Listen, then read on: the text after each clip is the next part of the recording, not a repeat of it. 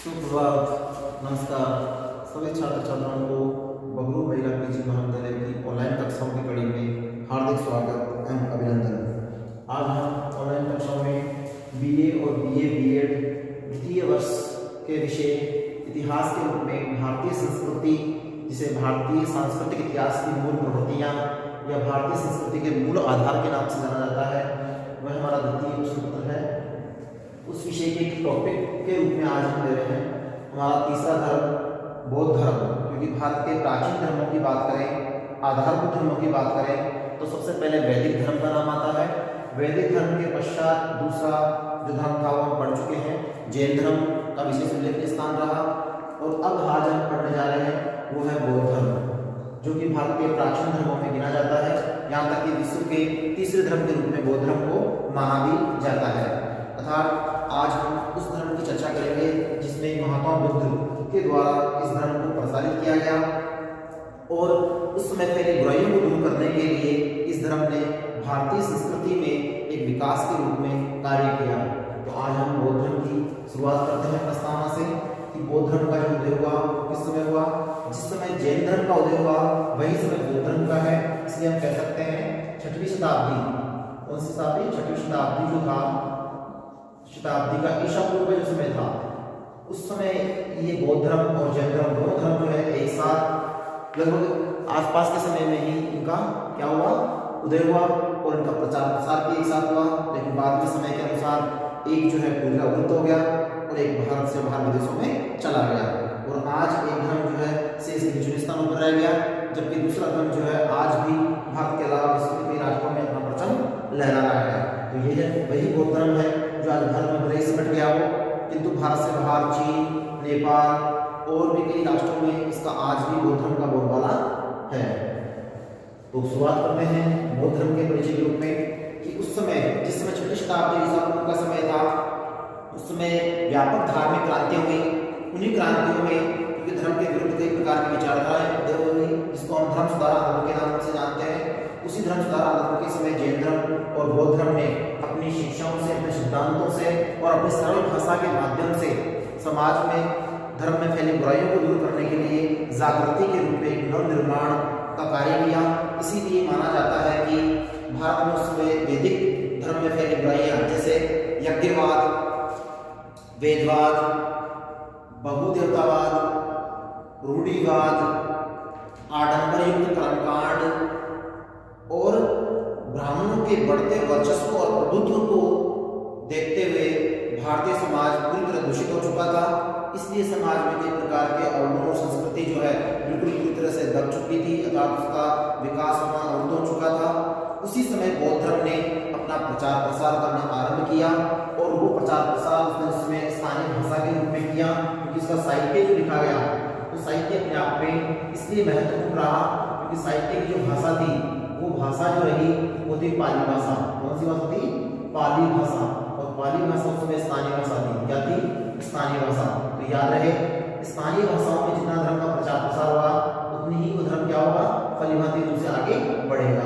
तो यहाँ पर भी ये देखने को मिला कि वैदिक धर्म जो था वो संस्कृत में था, इसीलिए वो कठिन और जटिल रह गया क्योंकि वो ब्राह्मणों की भाषा पर रह गया। जबकि स्थानीय भाषा के रूप में बौद्ध धर्म ने पाली भाषा को चुना और पाली भाषा में उसका प्रचार प्रसार हुआ, उसका साहित्य सृजित किया गया, लिखा गया और वो आम लोगों तक आसानी से, सहजता से और सरलता से समझा जा सका। इसीलिए बौद्ध धर्म अपने आप में भलीभांति रूप से विकसित होता हुआ चरम सीमा पर पहुंच गया। इसी के साथ साथ बौद्ध धर्म को अपने प्रचार प्रसार के कारण भारतीय राजाओं का संरक्षण मिला। उसी के फलस्वरूप इसने धीरे धीरे अपनी पहचान बनाते हुए नव निर्माण के रूप में समृद्धि के लिए भारत में बहुत से रास्ते खोल दिए। इसलिए आज भी इसे विश्व का तीसरा मूल धर्म या महत्वपूर्ण धर्म माना जाता है। इसके बाद सबसे पहले वैदिक धर्म को गिना जाता है जो कि भारत का मूलभूत आधारभूत धर्म है। तत्पश्चात जैन धर्म को माना जाता है और उसके बाद तीसरे नंबर पर बौद्ध धर्म को गिना जाता है। तो ये थी हमारे बौद्ध धर्म की शुरुआत की 6वीं शताब्दी ईसा पूर्व में। जैन धर्म और बौद्ध धर्म ने दोनों की समानताएं और भिन्नताएं पढ़ेंगे। लास्ट पॉइंट रहेगा हमारा 8वां, उस पॉइंट में देखेंगे। तो समानता और भिन्नताओं की एक बात यहाँ भी चर्चा में आनी चाहिए कि दोनों धर्मों का उदय एक साथ हुआ दोनों धर्मों ने स्थानीय भाषा में अपना साहित्य सर्जन किया। दोनों धर्मों को प्रसारित करने के लिए एक के 24वें तीर्थंकर और एक के संस्थापक अर्थात बौद्ध धर्म के संस्थापक महात्मा बुद्ध और उधर 24वें तीर्थंकर महावीर स्वामी ने अपने जीवन को कठोर तप और तपस्या के आधार पर जो संदेश दिए वो अपने आप में अनुकरणीय थे। उनकी शिक्षाएं जो थी वो बौद्ध धर्म और जैन धर्म की शिक्षाओं के रूप में प्रचारित रही और वो उल्लेखनीय है, जिसमें बहुत सी समानताएं भी है और कुछ विभिन्नताएं भी है। तो लास्ट टॉपिक रहेगा हमारा इसमें। अब पढ़ते हैं हम शुरुआत से, जहाँ से बौद्ध धर्म का उदय हुआ उन्हीं के परिचय के रूप में हम पढ़ेंगे महात्मा बुद्ध को, अर्थात महात्मा बुद्ध कौन थे और किस रूप से इन्होंने बौद्ध धर्म को प्रचारित किया और ये बौद्ध धर्म कहाँ से प्रचारित हुआ पूरे भारत में फैल गया। तो देखिए बौद्ध धर्म के प्रचार के लिए महात्मा बुद्ध जो है उनका जीवन परिचय देखेंगे हम। तो जीवन परिचय के रूप में देखें तो बौद्ध धर्म के संस्थापक जिन्हें हम महात्मा बुद्ध कहते हैं, इन्हें गौतम बुद्ध के नाम से भी जाना जाता है। इन्हें किस नाम से जाना जाता है? गौतम बुद्ध के नाम से भी इनको जाना जाता है, महात्मा बुद्ध के नाम से भी इनको पुकारा जाता है। तो इनका जन्म जो हुआ वो क्षत्रिय कुल में, क्योंकि ये राजकुमार थे, क्षत्रिय शाक्य कुल में, याद रहे इनका जन्म जो है वो शाक्य वंश था। शाक्य वंश जो था कुल बोलते हैं, शाक्य वंश में कपिलवस्तु नामक ग्राम में हुआ इनका। वहां पर जो था इसमें इनके पिता का नाम जो था वो शुद्धोधन था, पिता का नाम शुद्धोधन और माता का नाम महामाया। और कहा जाता है कि इनके जन्म के 7 दिन बाद ही इनकी माता की मृत्यु हो गई और इनको लालन पालन के रूप में इनकी मौसी जिनका नाम था महाप्रजापति गोमती, उन्होंने इनको पालन पोषण किया, इसलिए इनके नाम के आगे गौतम शब्द जुड़ गया, इसलिए गौतम बुद्ध भी कहा जाता है। महात्मा बुद्ध तो कहा ही जाता है, लेकिन महात्मा बुद्ध के साथ साथ इनको गौतम बुद्ध भी कहा जाता है। और गौतम बुद्ध क्यों कहते हैं? क्योंकि महाप्रजापति की गौतमी उसके द्वारा इसका पालन पोषण किया गया, इसलिए गौतम बुद्ध बौद्ध धर्म के संस्थापक थे। इसके बुद्ध के रूप में इन्होंने गौतम बुद्ध भी नाम रहा और महात्मा बुद्ध के नाम से इनका नाम रहा। और शाक्य इनका वंश था, पिता का नाम शुद्धोधन, माता का नाम महामाया। लेकिन 7 दिन के बाद जब इनकी माता की मृत्यु हो गई तब इनका पालन पोषण जो किया इनकी मौसी महाप्रजापति गोमती ने किया। और माना जाता है गौतमी ने किया और माना जाता है कि इनका बाल्यकाल का जो नाम रहा वो सिद्धार्थ रहा। तो ये भी याद रहे महात्मा बुद्ध का बचपन का नाम क्या था? सिद्धार्थ। ये भी कई बार पूछा जाता है कि सिद्धार्थ किनका नाम था? महात्मा बुद्ध के बचपन का नाम। तो बचपन का नाम है ये सिद्धार्थ, ठीक है। इनका लालन पालन होने के बाद जब युवा अवस्था में आने लगे तब इनकी शिक्षा दीक्षा का उचित प्रबंध किया गया और शिक्षा दीक्षा करने के बाद इनका विवाह जो है एक सुंदर राजकुमारी यशोधरा के साथ किया गया, जिनसे इनको एक पुत्र की प्राप्ति हुई जिसका नाम राहुल था। तो आप ये भी याद रहे कि इनका बचपन का नाम सिद्धार्थ, बाद में विवाह होने के बाद इनका विवाह जो किया गया वो थी इनकी पत्नी यशोधरा और इनका पुत्र जो था वो था राहुल। और 29 वर्ष की आयु में इन्होंने गृह त्याग कर दिया, किसके लिए? ज्ञान की खोज के लिए। अर्थात इनको सांसारिक जीवन से जो था मोह नहीं था, इन्होंने संसार में हो रहे घटना क्रम को देखकर अपने आप को पीड़ित महसूस किया और उसके उत्तरों की खोज के लिए घर से निकल पड़े। और 29 वर्ष की आयु में, कितने वर्ष की आयु में? 29 वर्ष की आयु में रात्रि को इन्होंने गृह त्याग कर दिया अपनी पत्नी और पुत्र और राज वैभव का, जो कि राजा के समान थे। इन्होंने राज के वैभव को त्याग कर जंगलों में निकल गए, किसके लिए? ज्ञान की खोज के लिए। और ये घटना अपने आप में एक महत्वपूर्ण घटना मानी जाती है, क्योंकि हम महात्मा बुद्ध का जो परिचय पढ़ रहे हैं उसमें 3 घटनाएं उल्लेखनीय मानी जाएगी जो अपने आप में महत्वपूर्ण है। उन्हीं घटनाओं के आधार पर महात्मा बुद्ध का जीवन जो है अपने आप में बौद्ध धर्म के लिए अमूल्य बन जाता है। जैसे पहला, 29 वर्ष की आयु में गृह त्याग कर ज्ञान की खोज में निकलना, महाअभिनिष्क्रमण। क्या था? महाअभिनिष्क्रमण,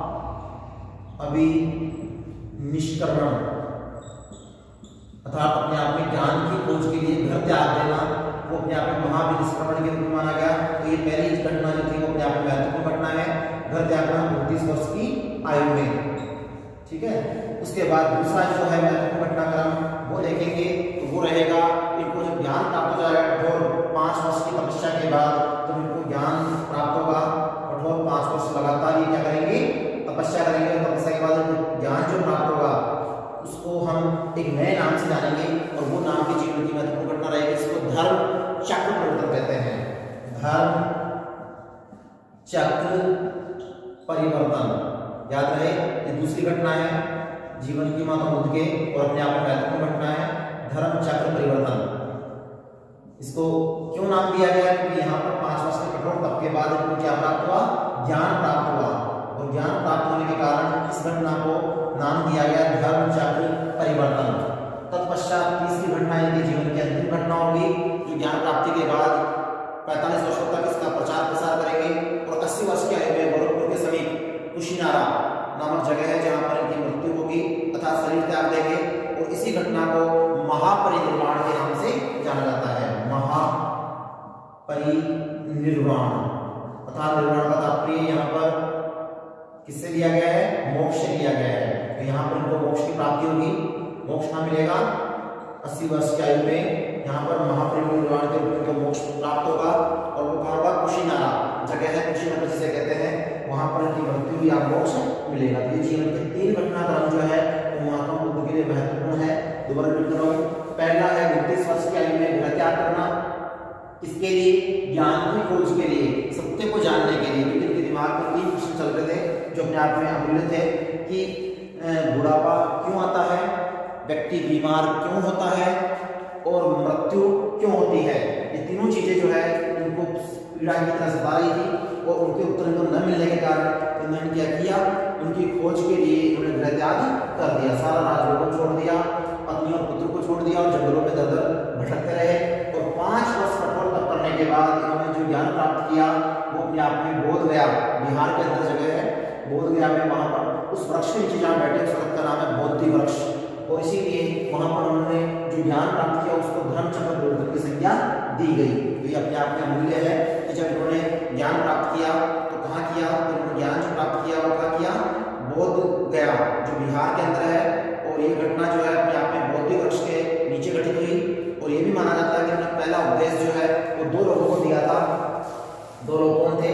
बंजारे थे, जिनका एक का नाम तपस्वी और दूसरे का नाम क्या था? दूसरे का नाम मल्लिक था। इन दोनों बंजारों को उसने पहली बार अपने जो ज्ञान प्राप्त हुआ उस ज्ञान के आधार पर उनको शिक्षा दी। तो ये उनके 2 शिष्य भी माने जाते हैं शुरुआती तौर पे, जिसमें 2 बंजारों के नाम आते हैं, तपस्वी और दूसरे का नाम क्या है? मल्लिक। इन दोनों बंजारों को ज्ञान दिया। उसके बाद बुद्ध ने इस ज्ञान को अपने पूरे जीवन काल में प्रसारित करते हुए अपने आप को सारे जीवन में समर्पित कर दिया। समाज सेवा के रूप में और जन सेवा के रूप में उन्होंने जगह जगह घूमकर बौद्ध धर्म का प्रचार प्रसार किया। और उसी के साथ उन्होंने 80 वर्ष की आयु में उन्होंने प्राण त्याग दिए। और वो कहाँ त्यागे?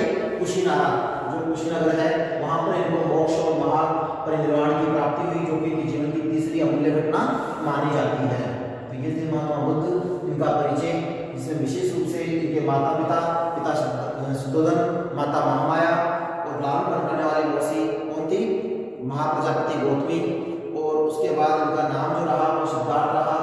और उसी के साथ साथ उनकी जो विवाह हुआ वो यशोधरा की पत्नी रही और उनका पुत्र राहुल रहा। और इनके जीवन के 3 घटनाक्रम महत्वपूर्ण रहे, जिसमें पहला महाविनिष्क्रमण 29 वर्ष घर त्यागना, दूसरा 5 वर्ष के कठोर तप के बाद धर्मचक्र परिवर्तन के रूप में ज्ञान प्राप्त होना, और तीसरा महापरिनिर्वाण के रूप में 80 वर्ष की आयु में मोक्ष प्राप्त होना।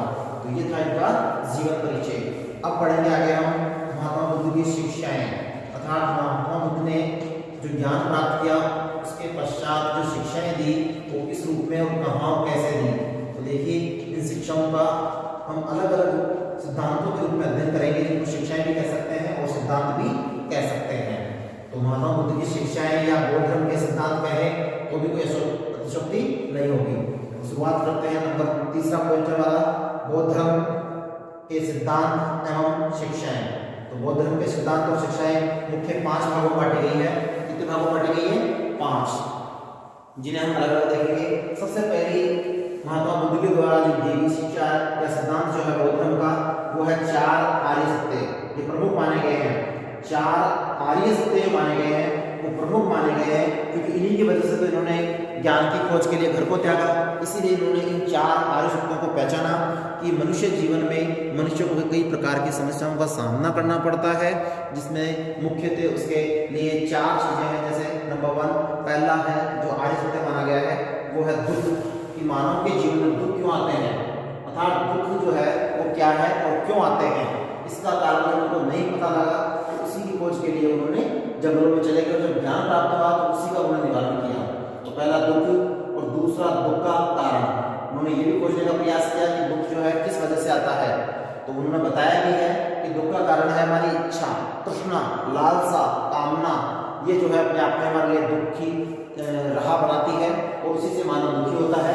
तीसरा फिर उन्होंने बताया दुख निरोध, ये तीसरा आ सकता है दुख निरोध। आखिर दुखों को कैसे रोका जाए, दुखों पर काबू कैसे पाया जाए, उसके बारे में दुख निरोध के रूप में उल्लेखित किया है। और चौथा है दुख निरोध का मार्ग, अर्थात वह रास्ता कौन सा है जिससे हम दुखों से मुक्त हो सकते हैं, अर्थात अपने आप में जीवन में हमारे वो सांसारिक जो बंधन है और जो हमें दुख प्राप्त होते हैं उनसे कैसे मुक्ति मिल सकती है। ये चार आर्य सत्य जो है वो बौद्ध धर्म के महत्वपूर्ण महात्मा बुद्ध के दिए गए सिद्धांतों में पहला सिद्धांत है। कौन सा? चार आर्य सत्य, दुख, दुख का कारण, दुख निरोध और दुख निरोध के मार्ग। अब है नंबर 2, दूसरा सिद्धांत या शिक्षा, वो है अष्टांगिक मार्ग के रूप में 8 रास्ते बताए गए हैं जीवन जीने के, 8 तरीके बताए गए हैं महात्मा बुद्ध के द्वारा, जिनको अष्टांगिक मार्ग कहते हैं। अर्थात मानव जो है इस सांसारिक जीवन में अपने आप को सुख प्राप्त करने के लिए सरलता और सादगी के आधार पर पवित्रता से अगर 8 तरीकों को अपनाए, इन 8 रास्तों पर चले, ये पथ प्रदर्शक के रूप में है। किसके रूप में है? पथ प्रदर्शक। प्रदर्शक का मतलब ये अपने आप में हमें रास्ता बताते हैं, इसलिए इनको पथ प्रदर्शक भी कह सकते हैं, जिसके रूप में 8 रास्ते बताए हुए हैं कि अष्टांगिक मार्ग पर चलकर मानव क्या कर सकता है, इन दुखों से मुक्त हो सकता है। जो आज 4 रास्ते बताए इन्हीं का निवारण दिया उन्होंने अष्टांगिक मार्ग के अंदर। तो याद रहे पहले सिद्धांत के बाद दूसरा सिद्धांत जो है वो पहले सिद्धांत की प्रतिपूर्ति करता है, अर्थात उसकी समस्या का निवारण करता है। इसलिए वो कौन से कार्य होता है? पहला जो जैन धर्म में भी थे 3 त्रिरत्न, उसी प्रकार यहाँ भी त्रिपिटक पढ़ेंगे हम, लेकिन यहाँ पर जो विशेष रूप से दिए उन्होंने 8 रूप से इनको लिखित किया है। इसमें पहला है सम्यक ज्ञान। सम्यक ज्ञान का मतलब होता है हमें शुद्ध ज्ञान, सही ज्ञान, ठीक है। तो पहला सम्यक ज्ञान, दूसरा सम्यक दृष्टि। सम्यक दृष्टि का मतलब वही है दृष्टिकोण जो है देखने का नजरिया जो है वो अपने आप में सही होना चाहिए। तो सम्यक दृष्टि दूसरी है, पहला सम्यक ज्ञान, दूसरा सम्यक दृष्टि और तीसरा सम्यक वाणी। तीसरा कौन सा है? सम्यक वाणी। वाणी जो कैसे होनी चाहिए? शुद्ध होनी चाहिए और बिल्कुल संतुलित होनी चाहिए। चौथा है सम्यक कर्म।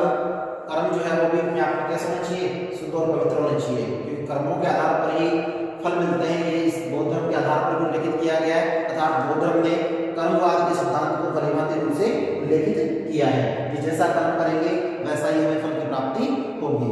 तो इन्होंने सम्यक कर्म पर भी बल दिया। 4 5वां है वो है सम्यक आजीवन, यानी आजीवन जो है हमें सम्यक यानी शुद्ध रूप से जीवन को जीना चाहिए।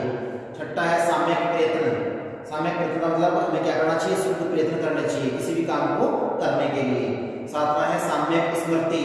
सम्यक का मतलब यहाँ वही है पवित्र स्मृति। स्मृति भी कैसे होनी चाहिए? शुद्ध होनी चाहिए, अपने आप में मेमोरी है वो हो जिसमें हमें भलीभांति रूप से कुछ भी याद करना हो तुरंत याद हो जाए और खोजना हो वापस उसको देख सके। और 8वां अंतिम था सम्यक समाधि। सम्यक समाधि के रूप में उन्होंने अपनी विचारधारा को इस रूप में व्यक्त किया कि मानव जो है ईश्वर के ध्यान के रूप में इस प्रकार लग जाए कि वो पवित्र समाधि के रूप में रहे। तो ये 8 प्रकार के जो रास्ते हैं वो अष्टांगिक मार्ग के द्वारा महात्मा बुद्ध ने जीवन को सरल बनाने के लिए पथ प्रदर्शक के रूप में दिए हैं, जो कि महत्वपूर्ण शिक्षा मानी जाती है इसकी बौद्ध धर्म की और महात्मा बुद्ध की। तीसरी शिक्षा बात करते हैं। तीसरी शिक्षा में आएगा मध्यम मार्ग। यह अपने आप में बहुत महत्वपूर्ण है। कई बार इससे प्रश्न पूछा जाता है कि मध्यम मार्ग क्या है? मध्यम मार्ग तो रास्ता नहीं है। मध्यम मार्ग अपने आप में जीवन को जीने की वो कला है जो जीवन को उस रास्ते पर ले जाती है जिससे हम जीवन को सहजता से, सरलता से और आसानी से जी सकते हैं।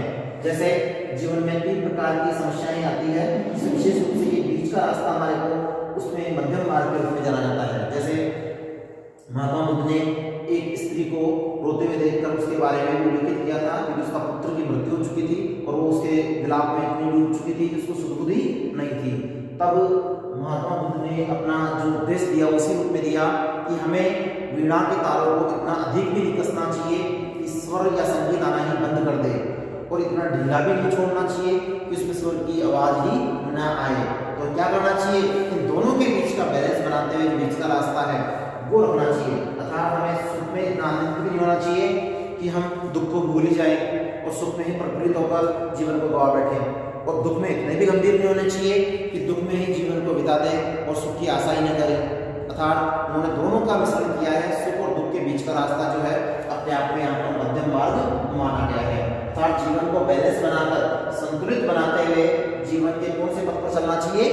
मध्यम मार्ग पर चलना चाहिए। अर्थात जीवन का मध्यम मार्ग जो है वो विचारों के आधार पर, कर्म के आधार पर महत्वपूर्ण मार्ग माना गया है। फिर तीसरा महत्वपूर्ण बौद्ध धर्म का, महात्मा बुद्ध का सिद्धांत है मध्यम मार्ग।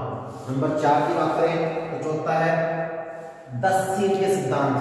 10 सील का मतलब ये पता लगा है, सील यानी सादगी और शालीनता अर्थात व्यवहारिकता के आधार पर जीवन को जीने के लिए प्रत्येक व्यक्ति को कितने नियमों की पालना करनी चाहिए? 10 नियमों की पालना करनी चाहिए, जिन्हें 10 नियम या 10 सील के सिद्धांत के नाम से जाना जाता है। 10 सील के सिद्धांत है, जिसमें कौन कौन से सिद्धांत बताए हैं? देखिए, पहला अहिंसा व्रत का पालन करना चाहिए, जो जैन धर्म में बताया था पांचवें ने, वही यहाँ पर महात्मा बुद्ध ने अहिंसा का समर्थन किया और अहिंसा व्रत के रूप में उसकी पालना करने पर बल दिया।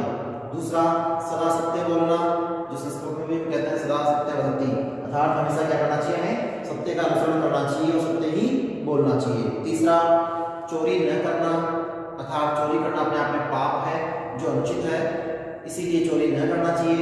और चौथा है वस्तुओं का आवश्यकता से अधिक संग्रह न करना, ये भी अपने आप में महत्वपूर्ण है। जितनी आवश्यकता है उतनी ही हमें काम में लेनी चाहिए, अन्य दूसरों के लिए दे देनी चाहिए। पांचवी है वो है ब्रह्मचार्य, जो महात्मा बुद्ध ने भी अपनाया और गौतम बुद्ध को महावीर स्वामी ने भी उसको उल्लेखित किया कि ब्रह्मचार्य जीवन जो है हमारे जीवन की महत्वपूर्ण आधारशिला है, उसको हमें अपनाना चाहिए। और छठा है नृत्य, गायन और वादन का त्याग, यानी संगीत वगैरह आपको ज्यादा रुचि न लेकर उनको त्याग करना चाहिए। सातवां है सुगंधित पदार्थों का त्याग, सुगंधित सेंट वगैरह है या एक प्रकार की जो है उनको त्याग कर उनको दूर रहना चाहिए। आठवां है असमय भोजन का त्याग, समय पर भोजन करना चाहिए, उसी को उचित बताया गया शरीर के लिए, अर्थात असमय भोजन नहीं करना चाहिए। आठवां हो गया। नौवां है कोमल सैया का त्याग, अर्थात कोमल जो है सैया जिसको बोलते हैं पलंगिया बेड, उसको नहीं अपनाना चाहिए। कठोरता से जीवन को जीने के लिए हमें फर्स्ट पर सोना चाहिए, अर्थात इनका सिद्धांत ये था कि बिल्कुल अनुशासित होकर जीवन को जिए, तो उसके लिए कोमल सैया का त्याग करना। और 10वां महत्वपूर्ण है कंचन कामिनी का त्याग, अर्थात स्त्रियों से दूर रहे और सन्यासी जीवन के रूप में जीवन को जिए। तो ये 10 नियम जो थे वो बौद्ध भिक्षुओं के लिए दिए गए थे, जो बौद्ध धर्म के अनुयायी थे, जो पालन करते थे, उनके लिए 10 सील के सिद्धांत अनिवार्य रूप से लागू थे, जिनको 10 सील का सिद्धांत भी कहा जाता है। तो ये थे बौद्ध धर्म के भिक्षुओं के लिए 10 सील के सिद्धांत। पांचवा है अन्य सिद्धांत या विचार, ये 8 प्रकार के हैं जो महात्मा बुद्ध के द्वारा अन्य विचार दिए हैं, जिसमें देखिए कौन कौन से हैं अन्य विचार। अगर बात करें अन्य विचारों में कौन कौन से हैं, तो वेदों की प्रमाणिकता का उन्होंने खंडन किया, क्योंकि वेदों में बहुत सी ऐसी बातें थी जो बौद्ध धर्म के द्वारा खंडित की गई, जैसे विशेष रूप से कौन सा आत्मा का अजर और अमर होना, उस पर भी उन्होंने व्याख्या की है ना। पुनर्जन्म का सिद्धांत इन पर उन्होंने व्याख्या की है। इस प्रकार से उन्होंने वैदिक धर्म की जो प्रमाणिकता है उसका खंडन किया। दूसरा अनात्मवाद का सिद्धांत इन्होंने प्रतिपादित किया कि आत्मा अजर अमर होती है, लेकिन मृत्यु के साथ ही व्यक्ति का शरीर चला जाता है। तीसरा है क्रमवाद का सिद्धांत, इसका इन्होंने पालन किया, इसको बल भी दिया कि क्रम से ही व्यक्ति की पहचान होती है, इसलिए क्रमवादी बनना चाहिए, न कि भोगवादी होना चाहिए। तो क्रम फल को उन्होंने आधार माना है जीवन का और कर्म करने पर बल दिया। चौथा है पुनर्जन्म या पुनर्जन्म का सिद्धांत, इसकी भी उन्होंने व्याख्या की है। पांचवा कार्य और कारण संबंध जो है उसका भी उन्होंने उल्लेख किया है वैदिक धर्म से लेते हुए कि कार्य और कारण में दोनों में आपस में संबंध होता है। कोई घटना जब घटती है, जब किसी कारण से वो घटना घटित होती है, तो कार्य और कारण दोनों में क्या होता है? गहरा संबंध होता है। छठा निर्वाण, निर्वाण प्राप्ति के लिए था जिसको मोक्ष कहते हैं, वो जीवन का इन्होंने भी माना है कि वो जीवन का अंतिम लक्ष्य होता है, जिसके लिए 4 पुरुषार्थों की पालना की जानी चाहिए। उन चारों पुरुषार्थों को पूरा करने के बाद व्यक्ति को मोक्ष प्राप्ति या निर्वाण की प्राप्ति होती है। सातवां इन्होंने दिया है सामाजिक विचार। सामाजिक विचार का मतलब समाज में संतुलित और व्यवस्थित रहने के लिए संस्कारों के आधार पर जीवन को जीना अपने आप में एक महत्वपूर्ण कला है जो हर मानव को आनी चाहिए। तो ये था संस्कारों के आधार पर सामाजिक विचार। और 8वां है क्षणिकवाद का सिद्धांत, ये अपने आप में महत्वपूर्ण सिद्धांतों में है। क्षणिकवाद का सिद्धांत, क्षणिकवाद का मतलब है कि मनुष्य को उन्हें पल भर के लिए एक उसकी तरह बताया है, बगुले की तरह। जिस प्रकार पानी में बगुले उड़ते हैं थोड़ी देर बाद समाप्त हो जाते हैं, उसी प्रकार मानव का जीवन भी निश्चित समय के लिए है, वो धीरे धीरे समाप्त होता है और अंत में मृत्यु को प्राप्त होता है। इसीलिए हमें इस पर विशेष रूप से वो नहीं रहना चाहिए, इसकी आशा और कामना और को क्षणिकवाद के रूप में उन्होंने उल्लेखित किया है, जिसे क्षणिक भंगुर भी कहते हैं। तो ये 8 प्रकार के जो है वो अन्य विचार है। इस प्रकार से महात्मा बुद्ध की शिक्षाएं और सिद्धांत प्रचारित रहे, जो महत्वपूर्ण रूप से 5 भागों में बांटे गए। अब अगला पढ़ेंगे नंबर 4 पॉइंट हमारा बौद्ध धर्म की लोकप्रियता के कारण, क्योंकि हम बौद्ध धर्म के सिद्धांत पढ़ चुके हैं और सिद्धांतों के बाद पढ़ेंगे बौद्ध धर्म के प्रचार के कारण, यानी बौद्ध धर्म जो रहा वो प्रचारित हुआ शीघ्रता से, वो किस रूप में हुआ और कहाँ कहाँ हुआ। ये एक अपने आप में महत्वपूर्ण तथ्य है कि धर्मों का प्रचार प्रसार को आसानी से हो जाता है, लेकिन उनका दूर तक फैलाव रहा वो विशेष रूप से किस कारण से रहा। तो देखिए बौद्ध धर्म का प्रचार प्रसार भारत से बाहर भी हुआ है, इसमें चीन, नेपाल और आसपास के जो देश थे उनमें आज भी ये फैला हुआ है। तो नंबर 4 पॉइंट हमारा बौद्ध धर्म की लोकप्रियता के कारण, इसके लिए भी 8 पॉइंट है कि बौद्ध धर्म का जो लोकप्रिय होना है वो भी 8 पॉइंटों में हम चर्चा करेंगे। तो पॉइंट वाइज देखते हैं। पहला है जिसको बौद्ध धर्म की चर्चा के या लोकप्रियता के कारण में, वो है सरल सिद्धांत के रूप में। इसके सिद्धांत जो थे वो क्या थे, सरल थे, इसलिए लोगों ने आसानी से इनको ग्रहण कर लिया, क्योंकि स्थानीय भाषा पाली में इसके ग्रंथ लिखे गए, साहित्य लिखा गया, इसीलिए आसानी से बौद्ध धर्म के सिद्धांतों को भलीभांति अपना लिया गया। दूसरा, अनुकूल वातावरण। उस समय का वातावरण भी बौद्ध धर्म के अनुकूल था, क्योंकि हिंदू धर्म तथा वैदिक धर्म में कई प्रकार की बुराइयां थी, इसलिए लोगों का रुझान जो है वो नवीन धर्म के रूप में बौद्ध धर्म और जैन धर्म की तरफ झुक गया। तीसरा है जन भाषा का प्रयोग। ये मैं बताया आपको कि जैन धर्म ने प्राकृत भाषा को अपनाया और बौद्ध धर्म ने पाली भाषा को अपनाया, जो कि समय की स्थानीय भाषा के रूप में जानी जाती है, इसलिए इस धर्म का प्रचार प्रसार शीघ्रता से हुआ। चौथा है समानता की भावना। बौद्ध धर्म ने समानता को आधार दिया, अर्थात वर्ण व्यवस्था का इन्होंने भी क्या किया, विरोध किया, इस प्रकार जैन धर्म ने किया। पांचवा है संपन्न लोगों का संरक्षण, अर्थात राजकीय संरक्षण भी कह सकते हैं इसको, कि राजकीय लोगों का इसको संरक्षण मिला, इसको बौद्ध धर्म को, इसीलिए बौद्ध धर्म शीघ्रता से फैलने लगा, फूलने लगा और आगे बढ़ने लगा। छठा है बौद्ध धर्म में बौद्ध संघ और समितियां। बौद्ध धर्म में बौद्ध संघ बनाए गए, बौद्ध संघ में बौद्ध भिक्षु को रखा गया। इन संघों के अंदर बौद्ध भिक्षु जो थे बौद्ध धर्म की शिक्षा ग्रहण करते थे, उनको बौद्ध संघ कहते हैं, और इस बौद्ध संघ के अंदर उन्होंने रहकर बौद्ध धर्म की पालना की और नियमों को जो महात्मा बुद्ध ने दिए उन नियमों का इन्होंने अनुसरण किया, इसलिए बौद्ध संघ और समितियां पढ़ेंगे आगे। इन समितियों के आधार पर भी बौद्ध धर्म का प्रचार प्रसार शीघ्रता से देश विदेश दूर तक फैल गया। समितियां विशेष रूप से 4 थी, जो हम आगे पढ़ेंगे कि 4 बौद्ध समितियां हुई है, जिसके आधार पर इसका प्रचार प्रसार किया गया। सातवां है प्रतिस्पर्धात्मक धर्म का अभाव। इसके विरोधी कोई ऐसा धर्म नहीं था उस समय, इसी कारण इसका प्रभाव शीघ्रता से दूर तक फैल गया। और 8वां है बुद्ध की करिश्माई या चमत्कारी व्यक्तित्व है। महात्मा बुद्ध का जो व्यक्तित्व था वो अपने आप में चमत्कारिक था, इसलिए महात्मा बुद्ध की शिक्षाओं का प्रभाव आसानी से लोगों पर पड़ता गया और उन्होंने इनको अपनाते हुए इस धर्म को लंबे समय तक प्रसारित किया। तो ये 8 जो थे वो बौद्ध धर्म के लोकप्रिय होने के कारणों में गिने जाते हैं, जो महत्वपूर्ण है, जिसमें बौद्ध संघ और समितियां उल्लेखनीय मानी जाती है। उसी को हम आगे पॉइंट में लेते हैं 5 पॉइंट के रूप में। बौद्ध समितियां और बौद्ध साहित्य, ये अपने आप में विशेष है, ये भी हमें जानना जरूरी है कि बौद्ध धर्म के अनुसार कौन कौन सा साहित्य रहा और बौद्ध समितियां कब और कहाँ किसके द्वारा आयोजित करवाई गई। तो देखिए बौद्ध धर्म की मुख्यतः 4 बौद्ध समितियां रही। शासकों का काल और शासकों का स्थान जो रहा जहाँ पर उन्होंने बौद्ध समितियों का आयोजन करवाया मुख्य रूप से इस प्रकार है। पहली बौद्ध समिति अजातशत्रु के काल में हेग वंश के शासक थे। कौन से वंश के शासक थे? हेग वंश के शासक थे अजातशत्रु। इनके समय में राजगृह में आयोजित करवाई गई।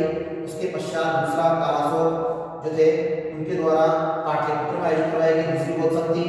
और तीसरी बौद्ध समिति जो मौर्य वंश के शासक थे अशोक, इनके द्वारा पाटलिपुत्र में तीसरी बौद्ध समिति का आयोजन करवाया गया। और चौथी बौद्ध समिति का आयोजन कनिष्क जो कि कुषाण वंश के शासक थे और उन्होंने कश्मीर के अंदर चौथी बौद्ध समिति का आयोजन करवाया। इस प्रकार से 4 शासकों के द्वारा अलग अलग समय के अनुसार अलग अलग जगह उन्होंने बौद्ध समितियों का आयोजन किया। विद्वानों को और धर्म प्रचारकों को इकट्ठा करते हुए, धर्म के संदर्भ में चर्चा करते हुए, धर्म का विशेष रूप से उल्लेख करते हुए बौद्ध धर्म को दूर दूर तक प्रसारित किया, फैलाया। और उन बौद्ध समितियों के आधार पर बौद्ध धर्म धीरे धीरे भारत से बाहर भी फैल गया। इसलिए बौद्ध समितियों का अपने आप में बौद्ध धर्म को प्रचार करने में महत्वपूर्ण योगदान माना जाता है। तो ये 4 बौद्ध समितियां। और उसके बाद है साहित्य। बौद्ध साहित्य में विशेष रूप से देखा जाए तो बौद्ध साहित्य जो है वो कितने भागों में बटा हुआ है? नंबर 1 पहला त्रिपिटक ग्रंथ। कौन से ग्रंथ? 3 भागों में बटे गए हैं। त्रिपिटक ग्रंथ जिनको कहते हैं, जिसमें पहला सुत्पिटक, दूसरा विनय पिटक, तीसरा अभिधम पिटक। याद रहे, पहला सबसे बड़ा है जिसको सुख पिटक कहते हैं, जिसमें 5 शाखाएं बनी हुई है। कितनी शाखाएं बनी हुई है? 5 शाखाएं हैं या सुख पिटक के 5 भाग है। क्योंकि ये अपने आप में महत्वपूर्ण है, इसको महत्वपूर्ण इसलिए माना गया है क्योंकि इसके 5 शाखाओं में जो है पहली है दीर्घ निकाय, दूसरी है मध्यम निकाय, तीसरी संयुक्त निकाय, चौथी अंगुत्तर निकाय और 5वीं है कुद्धक निकाय। तो ये 5 इसकी शाखाएं जो है तो निकाय के रूप में है। इसके रूप में है निकाय, दीर्घ निकाय, मध्यम निकाय, दूसरी और तीसरी क्या है जो मानी गई विशेष रूप से संयुक्त निकाय, चौथी अंगुत्तर निकाय और 5वीं कुद्धक निकाय। तो ये 5 शाखाएं जो है वो सुख पिटक की सबसे बड़ा ग्रंथ है ये सुख पिटक। उसके बाद विनय पिटक में बौद्ध धर्म के नियम और बौद्ध शिक्षाओं का उल्लेख किया गया है। और तीसरा है अभिधम पिटक, जिसमें महात्मा बुद्ध के जीवन से संबंधित उसकी कथाओं और जातक कथाओं का उल्लेख मिलता है। इस प्रकार से तीनों का उल्लेख बौद्ध साहित्य के रूप में उल्लेखनीय है। उसके बाद और अन्य की बात करें तो इसमें विशेष रूप से और भी ग्रंथ रहे हैं जिनमें बौद्ध धर्म का प्रचार प्रसार किया, जिसमें बौद्ध धर्म में मंजूश्री पूर्वकल्पम है, दिव्यदान है, महावस्तु है और मिलिंद मन्नो है आदि। ये ग्रंथ भी बुद्ध चरित्र ग्रंथ है जिसको महाकाव्य के रूप में जाना जाता है। ये सारे बौद्ध धर्म के साहित्य के रूप में लिखित हैं। तो ये था बौद्ध धर्म का साहित्य जो विशेष रूप से उल्लेखनीय है। जैसे जैन धर्म में त्रिरत्न थे वैसे बौद्ध धर्म में त्रिपिटक ग्रंथ उल्लेखनीय माने जाते हैं। अब है नंबर 6 पॉइंट, वो है बौद्ध धर्म का भारत में लोप होने का कारण। आखिर बौद्ध धर्म ने भारत से क्यों विलुप्त हो गया? जब इतना तेज गति से प्रसारित हुआ और लोकप्रिय हो गया तो अंत में इसका पतन क्यों हो गया? तो उसके लिए 7 कारण पढ़ेंगे कि बौद्ध धर्म का लोकप्रियता के बाद इसका पतन जो हुआ वो किस रूप में हुआ। तो बौद्ध धर्म के पतन के लिए पहला कारण है आंतरिक दोष, बौद्ध धर्म में आंतरिक कमियां थी। दूसरा राजकीय शासन का अभाव जो है वो कम हो गया, अर्थात उनको शासकों का सहयोग मिलना बंद हो गया। तीसरा हिंदू धर्म का पुनरुत्थान, क्योंकि 6ठी शताब्दी में आते बाद में धीरे धीरे हमारे धर्म प्रचारकों के द्वारा हिंदू धर्म को वापस से पुनर्संगठित किया गया, जिसमें धर्म के आधार पर वापस से हिंदू धर्म पुनर्संगठित हुआ। उसके बाद तीसरा चौथा है बौद्ध भिक्षुओं का नैतिक पतन। बौद्ध भिक्षु जो है उनका चारित्रिक रूप से धीरे धीरे इसमें पतन होने लगा, तो फिर यहाँ पे पतन का कारण बन गया।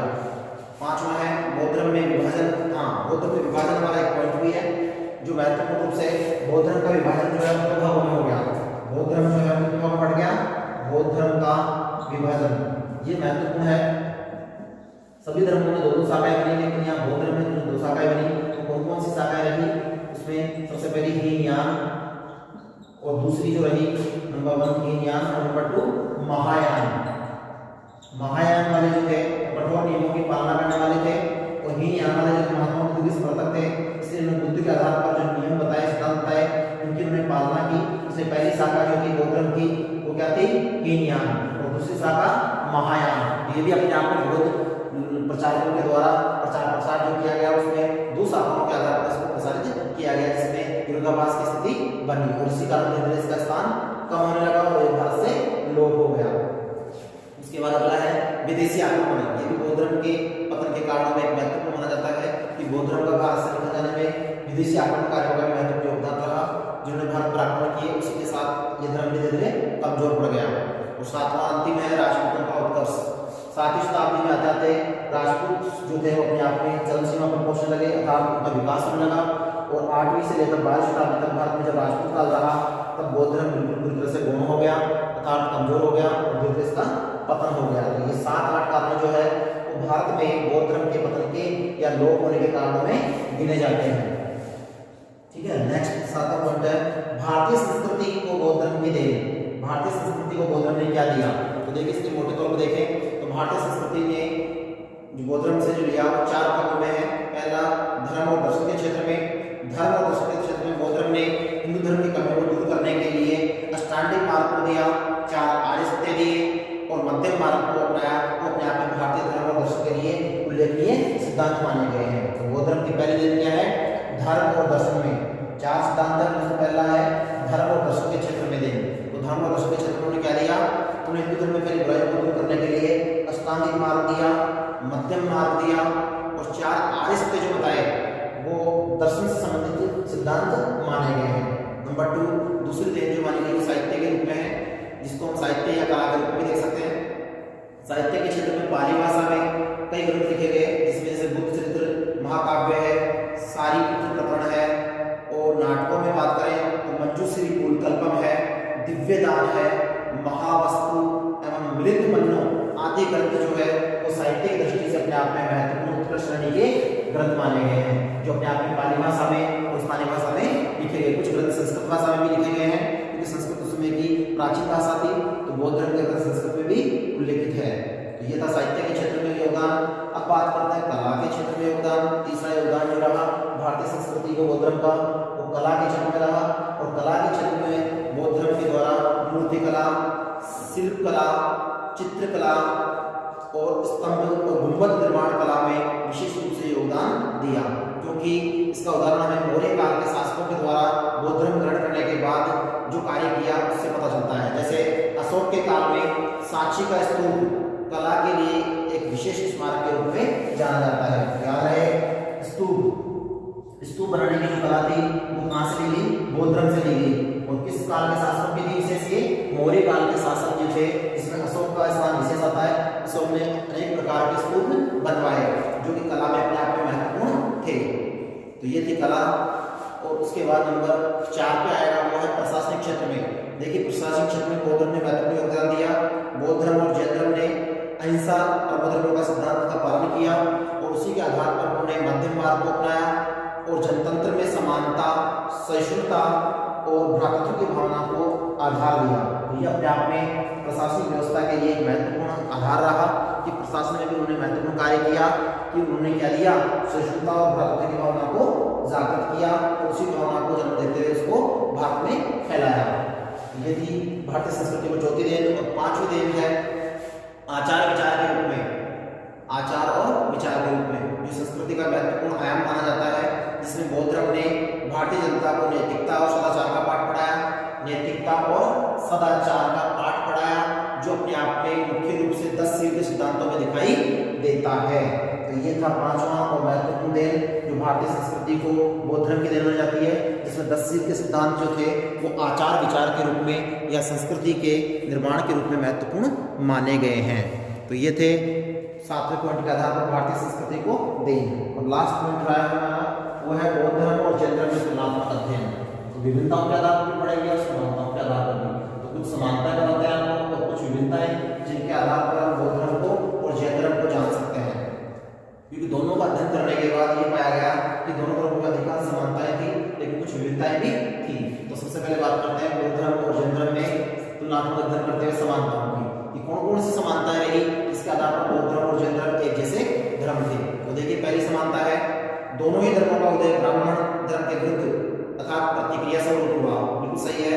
वैदिक धर्म जो था वो ब्राह्मण धर्म था, ब्राह्मणों का बढ़ता प्रभाव था, उसी में बुराइयां आने लगी थी और उन्हीं बुराइयों को दूर करने के लिए 6वीं शताब्दी ईसा पूर्व में बौद्ध धर्म और जैन धर्म का एक साथ उदय हुआ। तो अपने आप में प्रतिक्रियावादी धर्म के रूप में या धार्मिक आंदोलन के रूप में माना गया। दूसरा नंबर 2, दोनों ही धर्म ब्राह्मण धर्म के यज्ञ, कर्मकांड, बहुदेवतावाद और जातिवाद के विरुद्ध थे। तो ये भी अपने आप में एक अमूल्य पॉइंट है जो समानता के रूप में माना गया है। दोनों में ऐसी समानता है कि दोनों ने वर्ण व्यवस्था का विरोध किया, दोनों ने बहुदेवतावाद को खंडित किया, यज्ञवाद, कर्मवाद और जातिवाद की आलोचना की। तीसरा पॉइंट है दोनों ही धर्मों ने ईश्वर का स्वरूप जो माना वो नास्तिक स्वरूप के रूप में माना, नास्तिक न कि आस्तिक। तो दोनों ही धर्मों की समानता के रूप में देखें तो ईश्वर का स्वरूप कौन सा माना है? नास्तिक स्वरूप माना है। नंबर 4, दोनों ही धर्म के प्रचारक क्षत्रिय राजपूत राजवंश से थे। बिल्कुल सही बात है। 5वां है दोनों ही धर्मों में सदाचार और अहिंसा को महत्व दिया गया। तो ये 5वां पॉइंट हो गया। 6ठा है दोनों ही धर्मों में कर्मवाद और पुनर्जन्म के सिद्धांत को बल दिया। ये महत्वपूर्ण है। दोनों ही धर्मों ने कर्मवाद के सिद्धांत को परिभाषित बनाया, उन्होंने भी कर्म पर बल दिया, बौद्ध धर्म ने भी कर्म पर बल दिया और साथ ही साथ पुनर्जन्म के सिद्धांत को भी आत्मा के अजर और अमर होने के तथ्य के आधार पर स्वीकार किया। तो ये 6 समानताएं। 7वीं दोनों धर्मों में जीवन का अंतिम लक्ष्य मोक्ष माना। ये भी अपने आप में महत्वपूर्ण है जो बौद्ध धर्म में भी माना गया और जैन धर्म में भी माना गया। 8वां है दोनों ही धर्मों में संघ व्यवस्था को अपनाया गया। बौद्ध धर्म में भी संघ बनाए गए, जिसे बौद्ध संघ कहते हैं, जैन धर्म में भी संघ बनाए गए। तो ये दोनों ही अपने आप में धर्म प्रचारकों के रूप में उल्लेखनीय है। 9वां है दोनों ही धर्मों ने मानव सेवा पर बल दिया अर्थात मानव को महात्मा बनाने पर बल दिया। ये कह सकते हैं मानव से क्या बनाना, महात्मा बनाने पर बल दिया अर्थात आत्म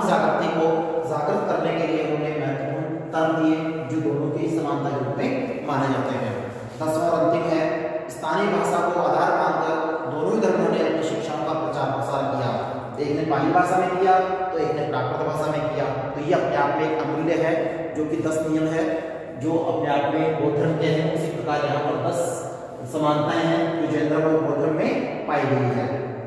किंतु इतना कुछ होने के बाद भी कुछ विभिन्नताएं बाकी रह जाती है जो हम पढ़ेंगे विभिन्नताओं के रूप में, जो कि दोनों धर्मों में कुछ अलग अलग था देखने को, वो देखते हैं निष्कर्ष के रूप में।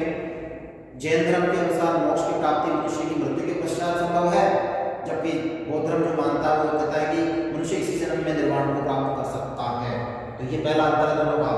बौद्ध धर्म जो है, देखते हैं बौद्ध धर्म जो है निर्वाण प्राप्ति को मृत्यु के प्राप्त मानता है, जबकि जैन धर्म जो है निर्वाण प्राप्ति को मृत्यु के बाद मानता है, जबकि बौद्ध धर्म जो है ये मानता है कि निर्वाण प्राप्ति जो है वो अपने जीवन में जीते जी कर्मों के अनुसार ही मिल जाती है। पहला अंतर ये। दूसरा, दोनों धर्मों में निर्वाण प्राप्ति के साधनों में भी भिन्नता है। जैसे जैन धर्म के अनुसार तपस्या और उपासना पर बल दिया गया, किंतु बौद्ध धर्म में जीवन का मध्यम मार्ग अपनाकर कर्मवाद पर बल देते हुए मोक्ष को प्राप्त करने पर बल दिया गया। तो देखिए दोनों के रास्ते अलग हुए ना। जैन धर्म ने किस पर बल दिया? उपासना और तपस्या पर बल दिया। किसके लिए? मोक्ष प्राप्ति के लिए। जबकि बौद्ध धर्म ने कर्मवाद के सिद्धांत को अपनाते हुए मध्यम मार्ग को अपनाना, कौन से मार्ग को? मध्यम मार्ग को अपनाना और कर्मवाद को बल देते हुए मोक्ष प्राप्ति का रास्ता बताया। तो इस साधन का दोनों में क्या आ गया? अंतर आ गया।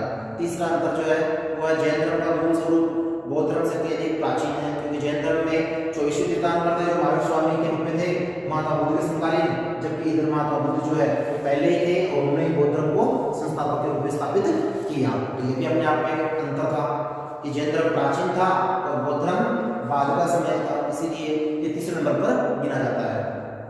नंबर 4 जो है, दोनों धर्मों में जन्म पर आधारित जाति व्यवस्था का विरोध किया, किंतु एक ने जाति व्यवस्था को जन्म पर आधारित माना और एक ने कर्म पर आधारित माना। तो ये भी अपने आप में एक विरोध के अलग तरीके माने गए। एक ने जन्म के आधार पर और एक ने कर्म के आधार पर जाति व्यवस्था का खंडन किया। 5वां है, बौद्ध धर्म में राजकीय संरक्षण मिला, जबकि जैन धर्म को ज्यादातर राजकीय संरक्षण नहीं मिला। इसी कारण उनका प्रचार प्रसार ज्यादा न हो सका। तो ये भी अपने आप में 5वां महत्वपूर्ण अंतर है कि बौद्ध धर्म को कई राजवंशों का, जैसे मौर्य वंश का शासकों का जो संरक्षण मिला, किसको मिला? बौद्ध धर्म को मिला। तो इसीलिए मौर्य वंश के काल में बौद्ध धर्म बहुत प्रगति की ओर आगे बढ़ता गया, किंतु जैन धर्म जो था उसको अधिकांश शासकों ने संरक्षण नहीं दिया, इसलिए उसका प्रचार प्रसार ज्यादा लंबे समय तक नहीं हो पाया और वो सिमटकर मात्र भारत के कुछ राज्यों तक ही रह गया। जैसे मैंने बताया था कल, मध्य प्रदेश, राजस्थान और गुजरात ये वो क्षेत्र है जहाँ पर ही जैन धर्म सिमटकर रह गया। छठा है, सृष्टि की उत्पत्ति के संबंध में जैन धर्म ने स्पष्ट रूप से अपने विचारों को रेखित किया है, वहीं बौद्ध धर्म ने संघीय जीवन का आधार मानकर सृष्टि की उत्पत्ति में अनेक सिद्धांतों को चुना है। तो उसने संघीय जीवन को आधार माना है और सृष्टि की उत्पत्ति के लिए कई सिद्धांत दिए हैं, वो दिए बौद्ध धर्म ने। जबकि जैन धर्म ने क्या माना है? जैन धर्म ने स्पष्ट रूप से सृष्टि की उत्पत्ति का सिद्धांत अपने विचारों से व्यक्त किया है। और 7वां अंतिम है, बौद्ध धर्म का प्रचार प्रसार देशों में हुआ, परंतु जैन धर्म का प्रचार प्रसार भारत तक ही सीमित रह गया। यह अंतिम बिंदु है जो इस बात को उल्लेखित करता है कि बौद्ध धर्म आज भी है और भारत के बाहर है, क्योंकि इसका प्रचार प्रसार विदेशों तक हुआ, जबकि जैन धर्म का प्रचार प्रसार जो है वो सीमित मात्रा में कम जगह पर हुआ, जो सिमट कर रह गया। तो इस प्रकार से दोनों धर्मों की कुछ समानताएं थी और कुछ विभिन्नताएं थी, उसके आधार पर दोनों धर्मों को हमने जाना। तो आज का हमारा बिंदु जो था बौद्ध धर्म कंप्लीट है। नेक्स्ट अगली क्लास में हम अगले बिंदु के साथ अर्थात अगले प्रकरण के साथ आएंगे, जिसमें इस्लाम धर्म को लेंगे, उसका भी धर्म के रूप में अध्ययन करेंगे। तो आज के लिए इतना ही काफ़ी है। धन्यवाद।